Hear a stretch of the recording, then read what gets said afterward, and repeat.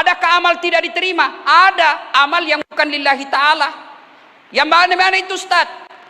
Bagi-bagi kaos ketika pilcaleg, bagi-bagi jilbab karena mau dicoblos. Nanti di akhirat, ya Allah, mana jilbabku 50.000? Allah berfirman, kan dulu mau aku dicoblos dan kau sudah ada anggota DPR, ya sudah, tidak ada itu. Kalau dia ketawa, saya serius ini Pak. Kalau ada seperti itu, sengaja saya sampaikan ini Pak, karena di sini PDI Perjuangan toh orang partai tidak.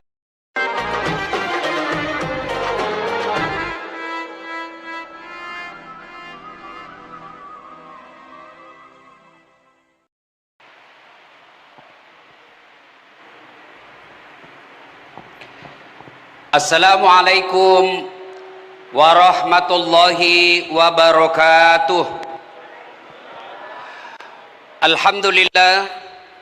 Alhamdulillahi rabbil alamin. Wabihi nasta'inu ala umurid dunya waddin. Ashhadu an la ilaha illallah wa ashhadu anna muhammadan abduhu wa rasuluh.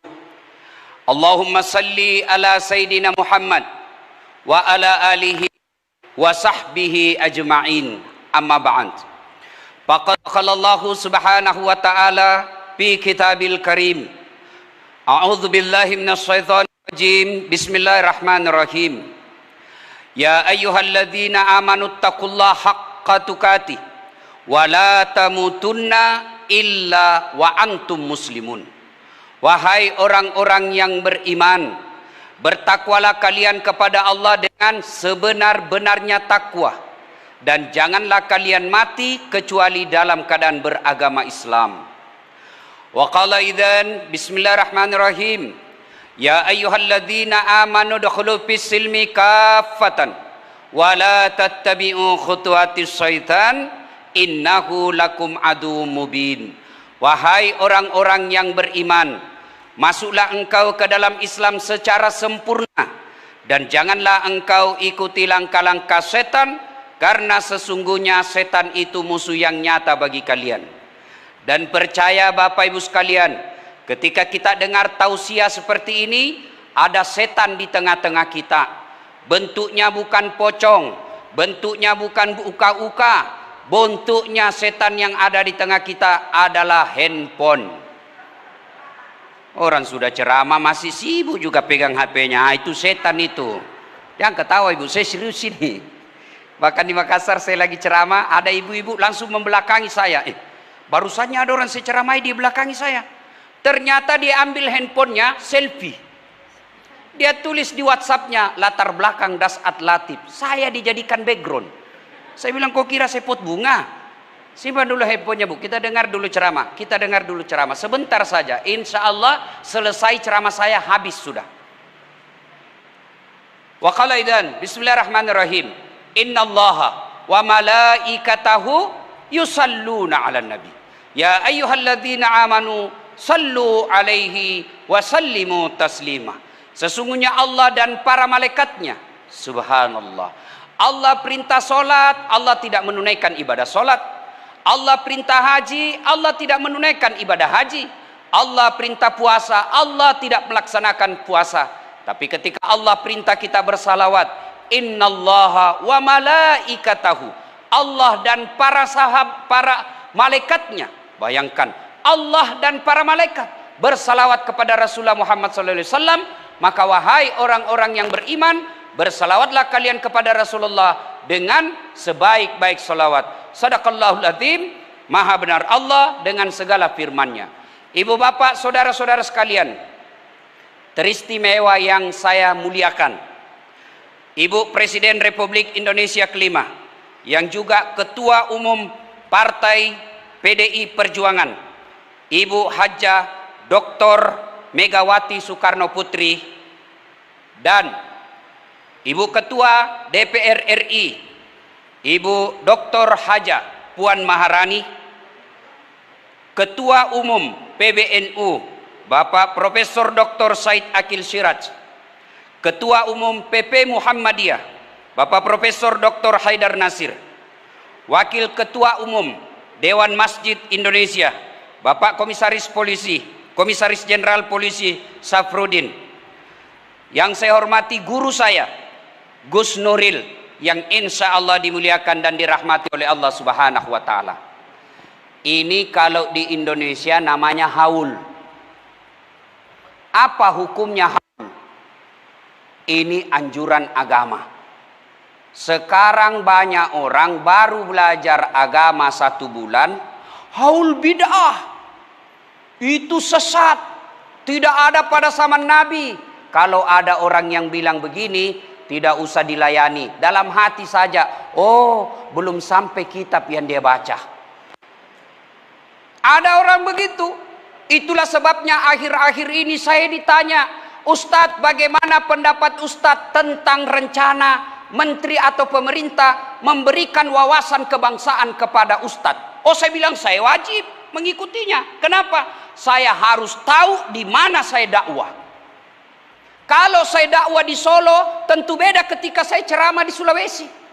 Kalau di Solo, Assalamualaikum panjenengan, matur nuwun, inggih, mari adem-adem. Ah, itu di Solo. Kalau di Sulawesi, weh, belen-belen kau itu kalau begitu. Inilah yang disebut wawasan kebangsaan. Saya lagi pergi ceramah di Papua, tentu lain lagi stylenya. Kalau di Solo lembut, Papua, saudara-saudara, mana kita pergi ceramah? Ini yang perlu kita tahu. Maka saya sangat setuju dan menyambut baik wawasan kebangsaan. Tapi Bu Megawati Soekarno Putri yang saya hormati, saya kalau bicara soal wawasan kebangsaan sudah hatam.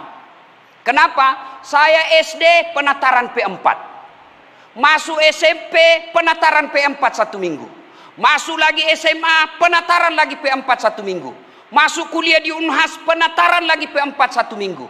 Menjadi pegawai negeri saya tidak boleh 100% sebelum ada yang disebut prajabatan yang konten-kontennya adalah tentang wawasan kebangsaan. Dan inti dari wawasan kebangsaan itu adalah Eka Prasetya Pancakarsa, yang secara sederhana dimaknai bahwa mengejampingkan kebutuhan pribadi, menghilangkan kebutuhan pribadi, kepentingan pribadi demi kepentingan orang banyak. Ini sejalan dengan ajaran agama, khairun nas anfa'uhum linnas. Sebaik-baik manusia di antara kalian adalah yang paling banyak manfaatnya buat orang lain. Dan ini dicontohkan oleh pendiri bangsa kita. Jadi saya kalau soal wawasan kebangsaan, saya setuju. Yang penting pertanyaannya tepat. Dan yang penting apalagi, yang penting pertanyaannya sesuai korelasi dengan profesi. Saya kadangkala berpikir perlu juga itu kontraktor diuji wawasan kebangsaan. Kenapa? Karena dia berurusan dengan anggaran negara. Ya masuk-masukkan itu proyek-proyek jembatan. Perlu juga, karena kalau tidak punya wawasan kebangsaan, habis itu uang negara diambil.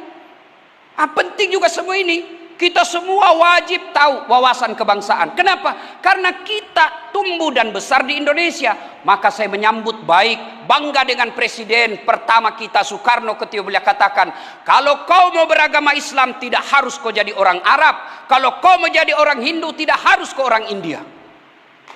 Ini disebut wawasan kebangsaan. Maka saudara-saudaraku yang tidak setuju dengan haul silakan, tapi jangan kau maki-maki orang yang haul. Kau pergi ceramah maki-maki haul di Jawa Timur, habis kau bos. Maka ini penting kita tahu wawasan kebangsaan. Maka adik-adikku sekalian yang lagi belajar agama, hati-hati. Saya punya kesimpulan, agamamu adalah siapa gurumu. Kalau gurumu yang mengajarkan memaki-maki, maka seperti itulah akhlakmu. Saya heran kalau ada orang dakwah memaki-maki, menghina, mengkafir-kafirkan. Belajar dakwah dari mana? Rasulullah sallallahu alaihi wasallam tidak pernah menghina orang, dilempari sekalipun beliau tetap menjadi rahmatan lil alamin. Kenapa Islam cepat mendunia di Indonesia? Kenapa Islam cepat menyebar di Indonesia dan akhirnya menjadi 80% lebih sekarang? Kenapa? Karena leluhur ulama-ulama kita berdakwah melalui itu yang kita kenal dengan Wali Songo. Di Jawa dakwanya melalui wayang. Di Sulawesi dakwanya melalui kacapi dan zinrili. Berdakwah. Nah, adik-adik ini sekarang banyak yang ini Ustadz sunnah, ini Ustadz tidak sunnah. Sampai-sampai Ibu Megawati, saya dimaki-maki di Facebook. Dibilang, apa ini Ustadz Dasat, bicara-bicara sunnah, kok tidak sunnah. Saya bilang, kenapa kau tuduh saya tidak sunnah? Itu buktinya kau tidak pelihara jenggot. Ya mau diapa kalau tidak mau tumbuh? Gara-gara jenggot dia maki-maki saya. Demi Allah, saya sudah kasih minyak-minyak. Itu minyak penumbuh jenggot, marah istri saya. Dia bilang, kasih kotor-kotor bantal. Yang wajib kita ikuti adalah Muhammad Rasulullah. Waktu wajib kita ikuti. Tapi Muhammad bin Abdullah itu tidak wajib kita ikuti. Tapi kalau mau diikuti, tidaklah mengapa. Tapi jangan menganggap orang yang tidak berpakaian seperti Arab bukanlah orang-orang yang sunnah. Boleh kita berbeda pendapat, ya. Saya ingat waktu kecil dulu, Ibu Puan, waktu saya kecil, kalau saya sholat subuh, ada di samping saya tidak kunut, Allahu Akbar. Sholat subuh, tiba-tiba kunut, ini samping saya tidak kunut, tidak ribut kita, paling dalam hati, oh Muhammadiyah. Itu aja. Ada taksiyah, tidak ada makan kue malam-malam, kita tidak ribut, oh Muhammadiyah.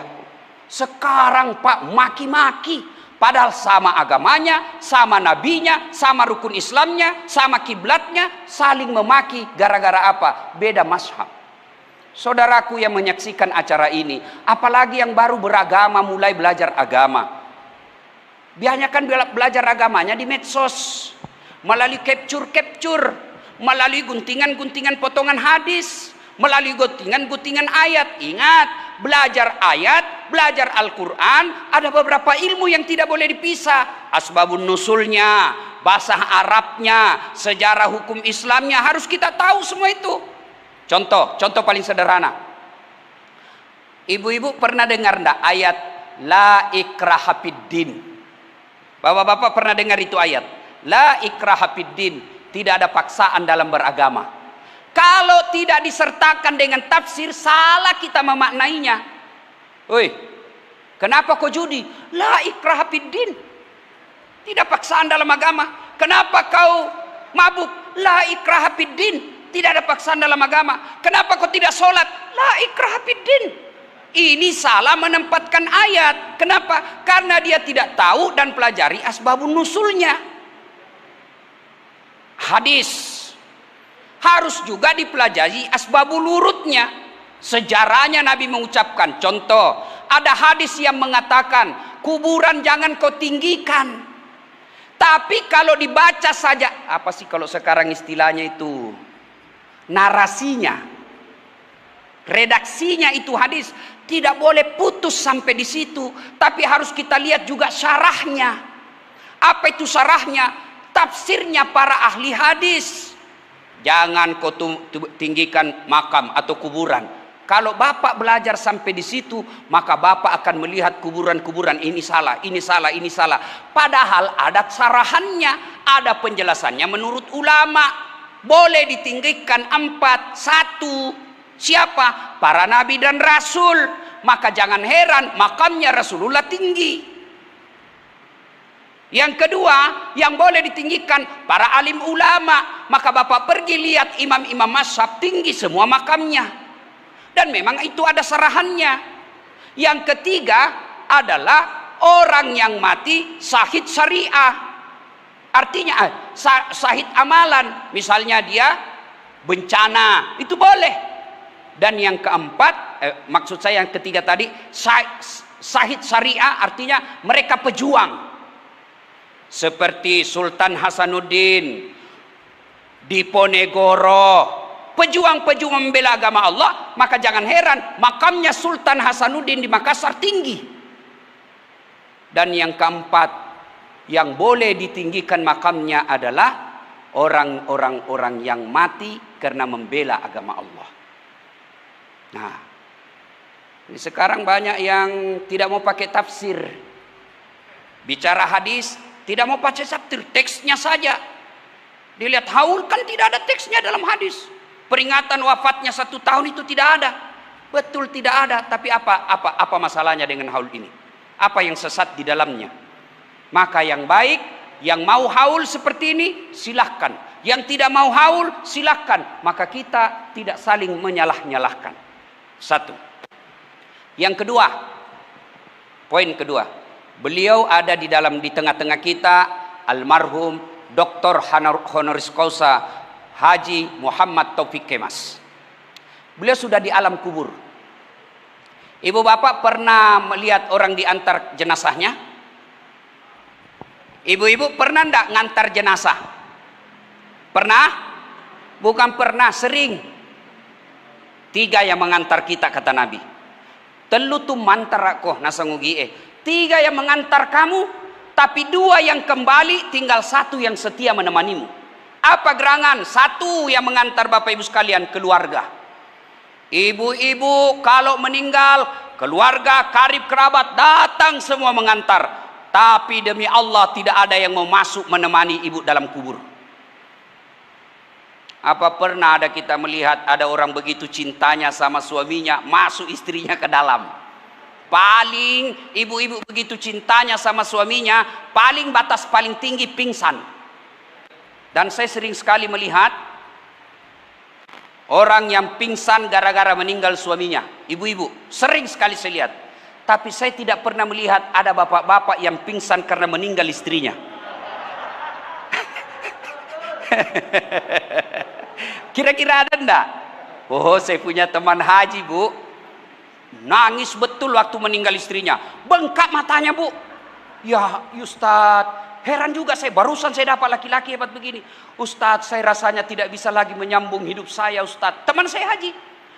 Ini ibu istri saya, Ustadz. Dialah yang bisa membangun seperti ini usaha saya, Ustadz. Saya dari awal tidak ada apa-apa. Sekarang ini semua prestasi istri saya. Rasanya saya hilang separuh jiwaku. Masya Allah. Belum 6 bulan saya pergi jogging, Ibu, di Karebosi, Makassar. Saya ketemu itu kawan saya. Di sampingnya ada perempuan putih, muda, panjang rambutnya. Sampingnya jalan. Saya tanya, Pak, siapa itu Pak Haji? Dia bilang, yang baru Pak Ustadz. Sudahlah, kalau ibu bapak meninggal, demi Allah tidak ada satupun keluarga yang mau masuk menemani kita. Meskipun waktu ini nih cewek-cewek nih yang lagi jatuh cinta, kalaupun dia gombal kamu cowokmu, gunung kan kudaki, lautan ku seberangi, masjid ku lewati. Kan ada bunda gombal begitu. Begitu meninggal, jangan pikir mau ikut temani kita. Yang kedua, menemani kita harta. Keluar semua mobil mengantar kita. Tapi demi Allah, begitu masuk ke alam kubur, apa ada harta yang mengikuti kita? Ada yang mengikuti? Ada. Apa? Kain kafan. Mulai dari yang tokoh nasional sampai dengan rakyat jelata. Mulai yang paling kaya sampai yang paling kere. Masuk kubur sama harta yang dibawa. Apa? Kain kafan. Ini ibu-ibu nih di depan saya, yang mukanya selalu di bleaching, giginya dikawat, rambutnya disosis, matanya dikasih biru, pakai sabun kalau mandi 3 jenis sabunnya, sabun di badan, sabun di ketek, lain pula di wajah. Itu kan ada ibu-ibu begitu. Begitu ibu meninggal, nih pipi ibu yang mulus, namakan kok cacing. Begitu ibu meninggal, apa ibu pakai parfum? Bulgari Blue, Angel Man, Polo, Pret. Apa yang ibu pakai parfum? Kapur Barus. Apa perhiasannya? Daun kelor. Demi Allah, mulai yang tokoh nasional, pejabat tinggi, selebritis, ulama, kiai, pimpinan pondok wafat, tidak ada harta yang mengikutimu. Tidak mentang-mentang dia kaya, dia bilang anaknya, kasih bapak di situ iPhone 12 Max Pro supaya dia bisa WhatsAppan, Pret. Tidak ada itu. Yang ketiga, yang mengantar kita yang ketiga apa? Amal kebaikan, amal kejahatan. Amal 2, ada amal kejahatan, ada amal keburukan, ada amal kebaikan. Masuklah kita di kubur, kembalilah seluruh pengantar. Ibu-ibu pernah rasakan padam lampu? Bapak-bapak pernah rasakan mati lampu? Sering. Bagaimana ya kita di dalam rumah padam lampu tiba-tiba masuk tikus. Padam lampu tiba-tiba masuk ular. Gelisah kita. Padahal rumah masih besar, ada lantai 2-nya, ada security-nya, ada senter kalau mati lampu, ada kayu kita bisa lempar ular ketika masuk di rumah. Gelisah mati lampu ada ular. Tapi begitu ibu masuk kubur, lebarnya 40 cm, panjangnya 200 cm. Mati lampunya bukan sesaat, mati lampu selama-lamanya, ditindis oleh tanah. Seluruh pengantar kembali. Datanglah malaikat menyodorkan pertanyaan.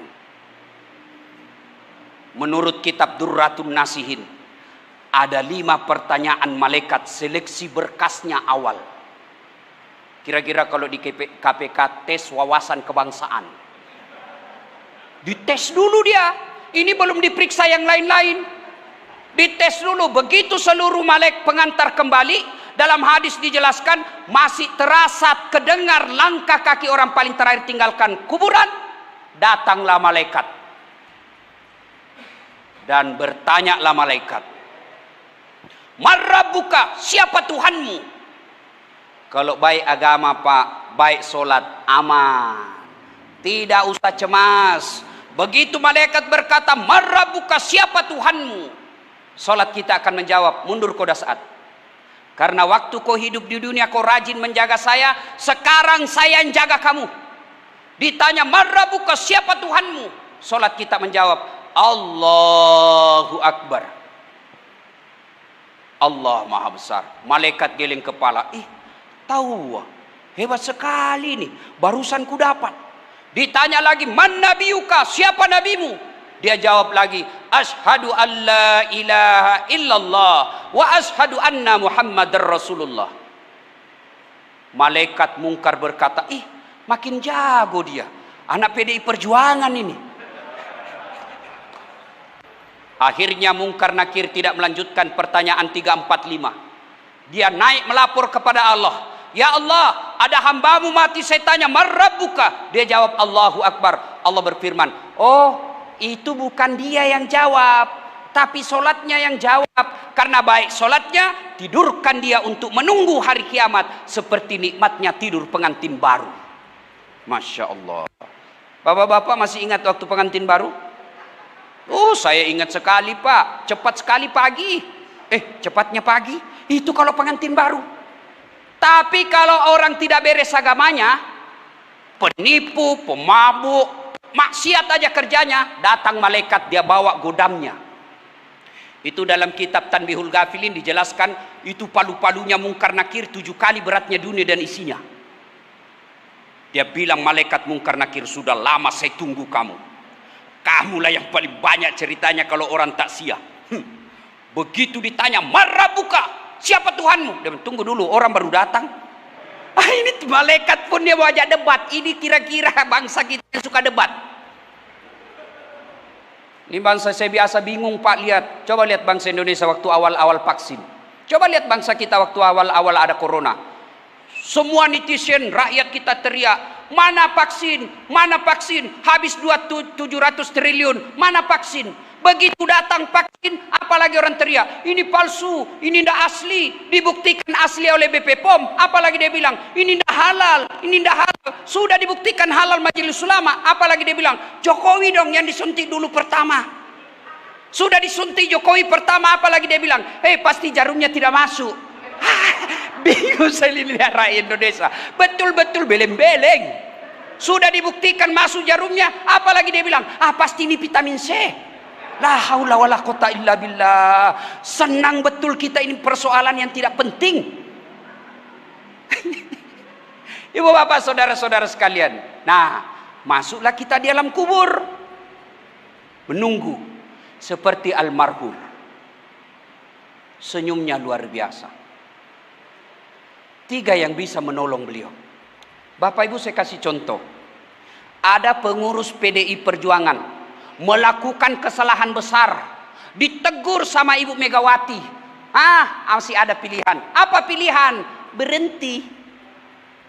Ada pegawai negeri, polisi, tentara dikirim ke Papua, tidak ada sinyal, banyak nyamuk di sana, nyamuk malaria. Dia senang, masih ada pilihan. Apa? Pensiun dini. Ada orang Sulawesi bekerja ke Jakarta cari nafkah, ternyata di Jakarta tidak nyaman, masih ada pilihan, balik kampung jadi petani. Tapi demi Allah, begitu Bapak Ibu masuk kubur, senang tidak senang, tinggal kau di situ, tidak boleh kau keluar. Pun kalau Bapak Ibu keluar, lari satu RT. Ibu saya hormati. Nah, 3 yang bisa menyelamatkan kita di kubur. 3 yang menyelamatkan kita. Kata Nabi, inilah yang disebut amal jariah. 3. Apa itu? Yang pertama, anak yang soleh dan soleha.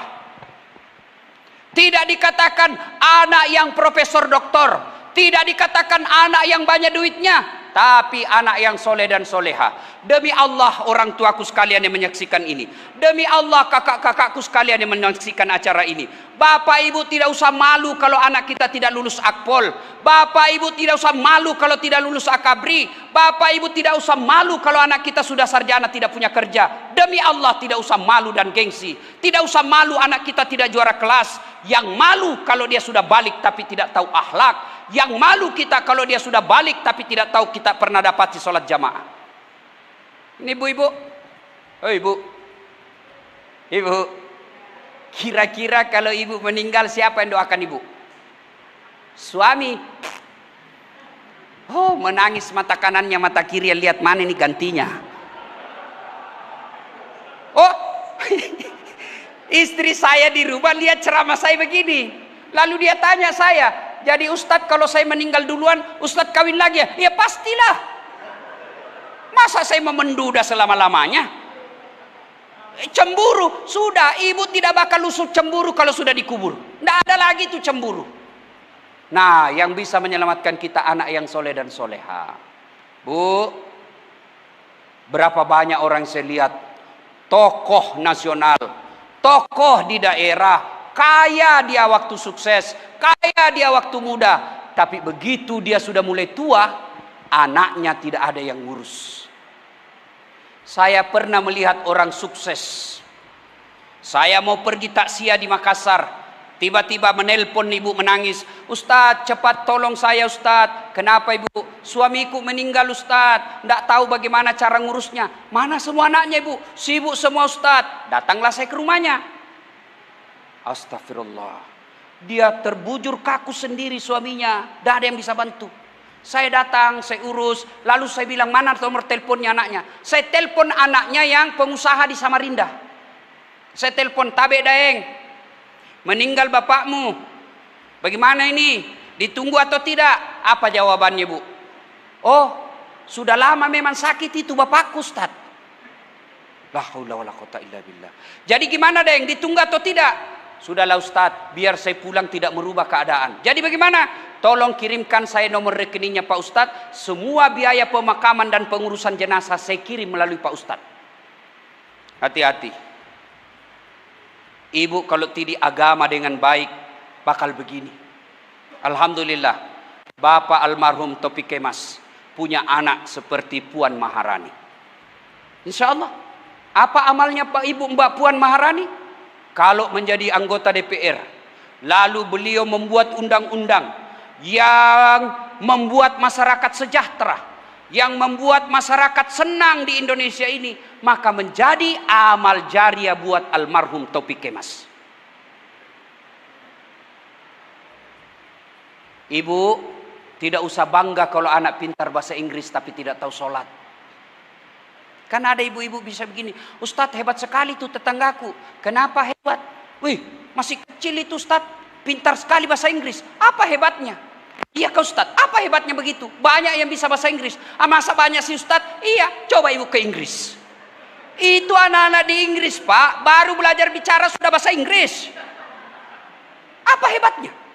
Kalau anak kita pintar bahasa Inggris, memangnya dia nanti kalau ibu meninggal dia berdoa pakai bahasa Inggris? Oh my God, please help me my mother pray. Enggak, dia pakai bahasa Indonesia juga. Maka ibu bapak saudara-saudara sekalian, gelisah kalau anak kita tidak baik agamanya, tidak usah malu kalau anak kita pengangguran. Yang kedua, yang bisa menolong kita dalam kubur adalah sedekatun jariah. Sedekah. Makanya almarhum keluarga besar Taufik Kemas, ada yang saya lupa tadi, anak beliau, ya, cucu beliau, kemenakan beliau, saudara-saudara beliau, mendoakan beliau hanya 4 kita minta, minimal 4. Ya Allah, ampuni dosa orang tuaku. Tuh. Yang kedua, terima amal ibadahnya. Adakah amal tidak diterima? Ada amal yang bukan lillahi ta'ala. Yang mana itu Ustaz? Bagi-bagi kaos ketika pil caleg, bagi-bagi jilbab karena mau dicoblos. Nanti di akhirat, ya Allah, mana jilbabku 50.000? Allah berfirman, kan dulu mau aku dicoblos dan kau sudah ada anggota DPR, ya sudah, tidak ada itu. Kalau dia ketawa, saya serius ini Pak. Kalau ada seperti itu, sengaja saya sampaikan ini Pak, karena di sini PDI Perjuangan toh orang partai, tidak apa-apa. Yang penting ibu setelah itu istighfar, bertaubat. Maka anaknya mendoakan, ya Allah, kalau ada amalnya orang tuaku bukan lillahi ta'ala, terima amal ibadahnya. Yang ketiga, lipat gandakan. Kalau beliau wafat membawa amal 10 juta karung, maka minta, ya Allah, lipat gandakan sebanyak-banyaknya. Dan yang keempat, lapangkan alam kuburnya, jadikan kuburnya menjadi taman-taman surga. Alhamdulillah kalau ibu bisa menutupnya dengan kalimat doa, Allahumma gfirli wali walidayya warhamhuma kama rabbayani shaghira. Tidak harus bahasa Arab. Berdoa kadang-kala ibu-ibu ini gelisah. Mau mendoakan, dia pergi dulu beli toko buku, bacaan-bacaan doa. Sudah itu dia hafal, sudah dihafal, dia berdoa kepada Allah. Dia tidak tahu artinya. Berdoa tidak harus bahasa Arab. Daripada ibu malaikat bingung. Ibu-ibu, saya serius ini Bu. Ibu-ibu, Bu, halo ibu, mau saya ajarkan doa anak soleh? Mau? Ikut sama-sama Bu. Ayo, Bismillahirrahmanirrahim. Allahumma barik lana. Ada yang ikut. Ini ibu karena ibu tidak tahu, itu bukan doa anak soleh. Maka tidak harus bahasa Arab. Nanti malaikat bingung, apa maksudnya ini ibu? Lain di bibir, lain di hati. Mau dia akan doanya almarhum, ternyata doa yang diminta doa minta hujan. Tidak harus bahasa Arab. Ya, ya saya hormati ibu bapak saudara-saudara sekalian. Yang keempat, ya Allah, terima amal ibadahnya. Yang keempat, jadikan kuburnya menjadi taman-taman surga, lalu tutup dengan doa, Allahumma gfirli wali walidayya warhamhuma kama rabbayani shaghira. Tutup. Ustadz, kenapa orang kalau berdoa kasih begini Ustadz? Karena ada juga yang bilang bid'ah itu sesat. Jangan kau bilang bid'ah, bilang kau saja tidak ada dalam hadis itu. Jangan kau bilang sesat, karena kalau kau bilang kami sesat, tersinggung bos. Doa bersama sesat, jabat tangan selesai sholat sesat. Jangan bilang saja saya tidak lakukan itu. Kau silahkan lakukan kalau kau mau. Kenapa orang selesai doa begini Ustaz? Amin ya rabbal alamin. Kenapa? Karena nyambung. Rasanya husu. Masa kita katakan amin ya rabbal alamin? Ya kan tidak nyambung. Nah ibu bapak saudara-saudara sekalian, sudah. Yang bisa menyelamatkan ibu adalah sedekatun jariah. Mobil mewah, rumah megah, tabungan miliaran, ahli waris yang punya. Tapi almarhum yang menyumbangkan madrasah, yang menyumbangkan masjid, saya tahu beliau sangat dermawan. Tadi Pak Saf beliau cerita, karena saya diundang sama Pak Saf. Ya, melalui Ibu Puan Maharani. Saya betul kata Ibu Puan tadi bahwa jadwal saya memang akhir-akhir ini padat merayap. Tapi kan ada namanya skala prioritas dong. Kenapa PDI Perjuangan? Ada Ibu Megawati bos, kapan lagi? Saya Ibu Mega sebagai informasi, Ibu Mega tentu tidak kenal saya. Tapi beliau, ibu waktu datang ke Sulawesi Selatan, saya waktu itu masih mahasiswa, saya jemput ibu di bandara, saya temani ibu, cuma waktu itu saya bersama Akbar Hendra dan sebagainya. Nah, mengantar ibu Megawati waktu itu belum lagi menjadi siapa-siapa di Indonesia. Saya temani beliau ke rumahnya almarhum Andi Poci di Jalan Todopuli. Sempat ibu tanda tangan buku saya, karena saya ini pengagum Soekarno. Saya tidak sempat ketemu Soekarno. Saya tidak sempat mendengar pidatonya Soekarno secara lisan, maka saya berkhidmat kepada anak turunannya. Maka saya datang hari ini sebagai penghormatan saya kepada Bapak Insinyur Soekarno. Karena saya bisa hidup di Indonesia, perjuangannya Insinyur Soekarno. Maka mari mengisi Republik Indonesia dengan kemampuan kita masing-masing. Anggota DPR, yuk bantu negara kita dengan jadi anggota dewan yang tidak tidur ke sidang. Yang kontraktor, silakan bangun negeri ini, cari untung, tapi jangan mengambil terlalu banyak. Pernah dengar Ibu Puan cerita kontraktor di akhirat? Oh, ini ada ceritanya. Penghuni surga sama penghuni neraka saling SMS-an. Dia bilang penghuni neraka, "Mas bro, bagaimana kabarmu di surga?" "Masya Allah, enak sekali di sini, nyaman. Baru dibayangkan sudah datang apa yang kita mau." Kata penghuni surga, "Kamu bagaimana keadaanmu di neraka?" Hancur bos, nggak ada enaknya, di blender terus." Dia bilang penghuni neraka, "Bolehkah kami jalan-jalan ke surga, menikmati surga?" Dia bilang, "Boleh saja, sini mako." "Bagaimana caranya?" "Gampang, kan penghuni neraka kreatif pak. Bagaimana caranya?" "Kami bikin jembatan dari surga, kamu juga bikin jembatan dari neraka." Maksudnya penghuni neraka katakan, "Kami bikin jembatan dari neraka, kamu bikin jembatan dari surga, kita ketemu di tengah. Setuju?" "Setuju." Lelang proyek. Keluar pemenang tender. Waktu pekerjaan 3 hari. Proyek jembatan ini. Hari pertama, jembatan dari neraka sudah bergerak 50%. Hari kedua, selesai 70%. Hari ketiga, tuntas, efektif, dan efisien. Sementara jembatan dari surga belum mulai-mulai. Diintiplah dari neraka. Berteriak penghuni neraka, "Woi mas bro, kenapa proyekmu belum jalan? Kami sudah sampai di tengah sesuai perjanjian." Apa kata dari surga? "Bagaimana mau dimulai proyek? Kontraktor, pemborong, panitia, pengawas ada semua di situ." Ibu bapak saudara-saudara sekalian. Nah, bersedekahlah. Ibu keluarga almarhum boleh bersedekah atas nama almarhum. Ketika ibu bapak wafat, tidak ada lagi. Ini ibu-ibu nih yang pakai cincin berlian emas depan saya. Kalau ibu wafat, siapa yang pakai cincinnya, Bu? Siapa? Anak? Bukan, istri kedua. Makanya daripada dipakai sama saingannya ibu kelak ketika dikubur, baik sedekah memang deh, sedekah. Dan demi Allah, tidak ada orang bangkrut gara-gara sedekah. Tunjukkan saya di sini yang bangkrut gara-gara sedekah. Bahkan saya sangat yakin 1000% almarhum bisa sukses menjadi tokoh nasional bukan karena beliau pelit, tapi karena beliau dermawan. Mana ada orang suka orang pelit? Mana ada orang suka orang pelit? Apalagi anggota DPR pelit. Aduh, berat men. Mana ada orang suka orang pelit? Saya tanya ini ibu-ibu yang hadir, senang suami yang pelit atau dermawan? Senang tetangga yang pelit atau dermawan? Senang yang menantu yang pelit atau dermawan? Tidak ada orang suka orang pelit. Bahkan orang pelit sekalipun tidak senang sama orang pelit. Dia jatuh ke rumahnya pelit, padahal dia juga pelit. Begitu jeleknya itu pelit. Tapi saudaraku, mari, kalau bapak mau nyaman di alam kubur, sedekah lebih awal. Ustadz, saya mau kuburku nanti terang, bayarkan listriknya masjid tiap bulan.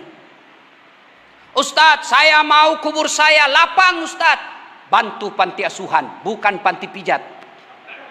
Ada juga teman saya selalu tiap bulan ke panti pijat. Saya tanya, kenapa ku panti pijat? Harusnya panti asuhan. Dia bilang sama-sama panti Ustadz. Sama panti tapi beda cita rasanya bos. Ayo sedekahlah. Bersedekahlah. Dan yang ketiga, yang bisa menolong kita ketika dalam kubur adalah ilmu yang bermanfaat. Maka ibu-ibu, ketika dengar dakwah dan kita anggap baik, sebarkan. Tapi ketika dakwah itu meskipun benar, meskipun ada dalilnya, tapi kalau kita timbang bisa merusak persaudaraan kita, bisa merusak ukhuwah persaudaraan anak bangsa, tunda, jangan sebar. Suatu kali Nabi mengucapkan, siapa yang mengucapkan 2 kalimat syahadat, diyakini sampai mati pasti masuk surga. Nabi ucapkan itu. Gembira para sahabat, termasuk Abu Hurairah, sahabat paling banyak meriwayatkan hadis. Abu Hurairah lalu lari-lari menuju ke pasar. Dia ingin sampaikan berita gembira ini.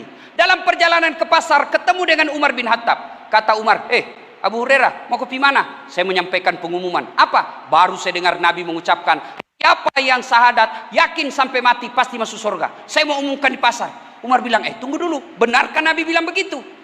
Ini dalam teori jurnalistik disebut check and recheck, yang wartawan-wartawan sebagian sekarang, apalagi wartawan-wartawan online yang tidak jelas asal muasalnya, ini biasa yang tidak dimiliki, mencek kepada sumber. Apalagi dia kadangkala caranya menghindari itu, dia bilang menurut sumber yang tidak mau disebut namanya. Orang malas ini.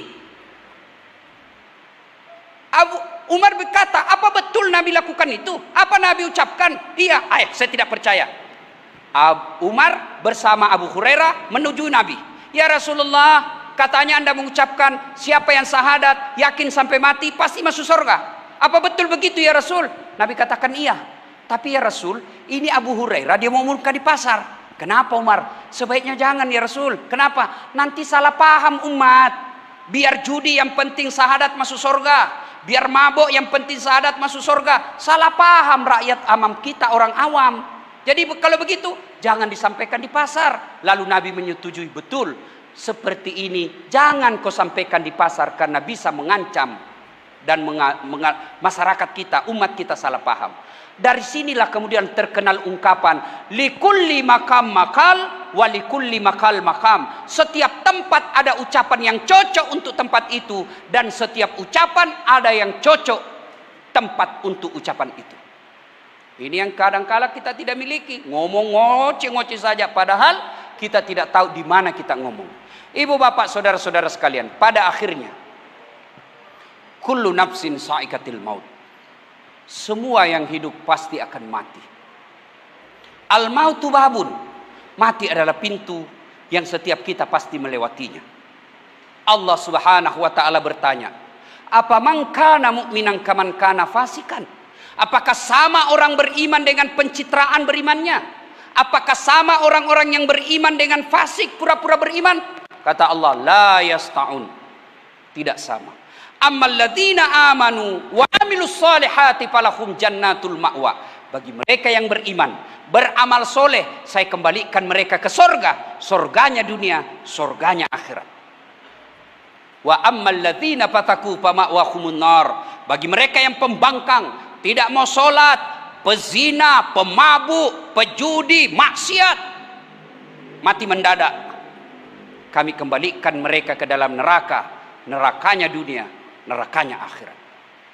Tujuan kita takziah di sini adalah untuk menunjukkan duka cita kita mendalam 8 tahun wafatnya Dr. Honoris Causa Bapak Haji Muhammad Taufik Kemas. Yang kedua, sebagai peringatan buat kita yang hidup, bahwa kita pasti mati. Mau kemana? Pasti mati. Anggaplah ditambah 50 tahun, pasti mati. Anggaplah ditambah 30 tahun, pasti mati. Saya ini kerjaan saya hampir tiap malam ceramah kematian. Dan sudah sangat jarang saya takziah orang kematian usianya 90 tahun, 95 tahun, jarang lagi. Kenapa? Menunjukkan bahwa usia memang kita semakin pendek. Umur saya 40 tahun lebih. Anggaplah ditambah lagi 40 tahun, 80. Saya tidak yakin. Sunnatullahnya generasi seperti saya ini, Pak, pola hidupnya sudah tidak sehat, maka biasanya pendek umur. Itulah sebabnya ketika Allah berbicara tentang umur, Allah menggunakan kata kami. Kami di situ adalah ada partisipasi manusia untuk memperpanjang umurnya. Tapi ketika Allah berbicara ajal, Allah menggunakan kata aku, yang hak prerogatifnya Allah Subhanahu wa taala. Ibu bapak saudara-saudara sekalian, pada akhirnya inilah tausiah kita. Sebuah kehormatan yang sangat besar ketika Bapak Jenderal Safrudin menyampaikan, Ustadz datang ke Jakarta, siap dilaksanakan. Karena ini adalah momentum yang sangat berharga untuk saling mengingatkan. Dan ada Ibu Megawati Soekarno Putri, pemegang passwordnya PDI Perjuangan. Dan PDI Perjuangan ini adalah penentu arah Republik Indonesia untuk sekarang ini. Mudah-mudahan seluruh pengurus partai PDI Perjuangan tidak tergiur dengan beratnya jabatannya, tidak terpesona dengan godaan dunia, tapi mustahil itu bisa kita lakukan tanpa hidayah dan pertolongan dari Allah Subhanahu wa taala. Maka saya berpesan kepada kita semua pengurus partai, terutamanya anggota DPR RI dan daerah, setiap Anda ketemu dengan orang belum tentu niatnya baik, bisa jadi dia melihat Anda sebagai peluang memperkaya diri. Maka bagaimana caranya? Setiap Anda ketemu, ucapkan dalam hati, na'udzubillah min zalik, lalu ucapkan ketika jabat tangan, a'udzubillahi minasyaitonir rajim. Saya berlindung kepada Allah dari godaan setan yang terkutuk. Tapi jangan kasih dengar, Pak. Kalau kasih dengar, pecah persaudaraan. Ibu bapak saudara-saudara sekalian, ada juga Bapak Jenderal Budi Gunawan yang terhormat. Mudah-mudahan beliau yang ada di rumah Ibu Presiden kelima sehat walafiat. Allah rahmati keluarga besar Bapak Insinyur Soekarno. Demikian, lebih dan kurangnya mohon dimaafkan. Nun wal kalami masturun, fastabikul khairat. Assalamualaikum warahmatullahi wabarakatuh.